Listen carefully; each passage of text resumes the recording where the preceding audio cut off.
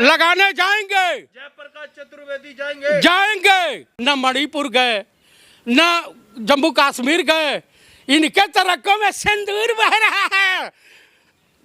Donald Trump की गुलामी बह रही है। आईएसआई के एजेंटों के तौर पे काम कर रहे हैं। चीन और पाकिस्तान को एक जगह मिलाने का काम किया इन्होंने, देश के साथ गद्दारी किया और ये निकम्मा देश का प्रधानमंत्री। सर आप लोगों ने किया जो सवाल पूछ रहे थे, क्यों नहीं पूछे? सबूत मांग रहे थे, क्यों नहीं पूछे? मांगेंगे। देश का विदेश मंत्री जयशंकर प्रसाद कह रहा है कि हमने चुनाव से युद्ध से पहले उनको सूचना दी। दूसरा बयान आपने नहीं देखा? क्या देखा? Slip of tongue. अच्छा, स्लिप ऑफ टंग।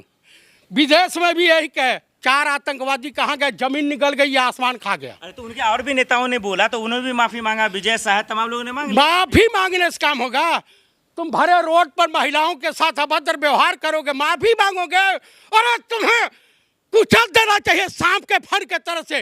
तुम हिंदुस्तान के लिए विषैले सांप साबित हुए हो। एक और सांसद रामचंद्र जागरा को सुना? अरे पागल, ये सब गलती से सांसद, ये जितने लोग इस तरह का घिनौनी कुर्त कर रहे हैं, ये मोहम्मद अली जिन्ना की नाजायज औलाद हैं ये सब। तो कभी अंबेडकर का अपमान, कभी संविधान बदलने की बात, ये क्या कवायद चल रहा है हिंदुस्तान? ये देश के गद्दार हैं। मोहन भागवत से पूछिए, कहता है कि ब्राह्मणों को और हिंदुओं को समलैंगिक होना जाना चाहिए। अरे तुम जाकर के अपना खुदवाओ पिछवाड़ा, पूरे देश को काहे कह रहे हो?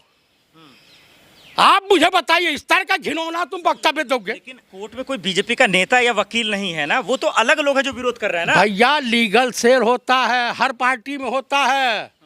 वो बीजेपी का लीगल सेल है, ग्वालियर हाई कोर्ट में मौजूद है। तो वहाँ तो सीएम मोहन की जिम्मेदारी है ना कानून व्यवस्था की।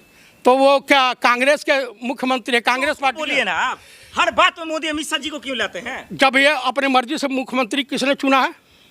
अमित शाह और मोदी ने। इनके ये जाकर के वोट कौन मांगता है? चुनाव आयोग को कौन खरीदता है? पार्टी को कौन तोड़ता है? माल कौन देता है? ये देते हैं। जो है सरेंडर किसने किया? तो आप लगाएंगे मूर्ति? हम तो लगाइबे करेंगे। हम तो बाबा साहब के वकील तो कसम खा रखे हैं, दम है तो आ जाओ, ये कोई धर्मशाला नहीं है। तो उनके बाप की कोर्ट है, उनका पैसा जाता है, पूरे हिंदुस्तान का जाता है जजों के लिए, कोर्ट के निर्माण के लिए। वकील और दलाल में कोई विशेष अंतर नहीं होता है। ये कौन लोग हैं जो विरोध कर रहे हैं मूर्ति? ये मनुवादी नहीं है, ये बजरंग दल, विश्व हिंदू परिषद, आरएसएस के हैं, बीजेपी के सदस्य हैं।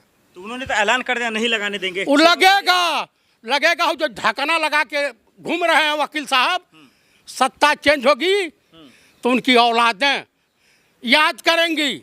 आप अम्बेडकरवादी, राहुल गांधी अम्बेडकरवादी, सबको चैलेंज दे दिया, दम है तो आकर दिखाओ। वो तो जइबे करेंगे, वो हम लोग जाएंगे, चिंता मत करें। इलाज भी होगा, उन्होंने पहले कह दिया। उनका भी इलाज होगा, उनका भी इलाज होगा।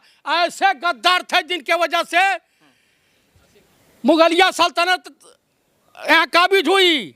ये मीर जाफर, मीरवाइज और ये जयचंद की औलादें हैं जो इस तरह का विरोध कर रहे हैं। नहीं, लेकिन उनके दिमाग में क्या चल रहा है, क्यों विरोध कर रहे हैं? मनुवादी कौन होता है? मनुवादी वही जो ढोंग रस्ता है, ढोंगी प्रवृत्ति के होते हैं।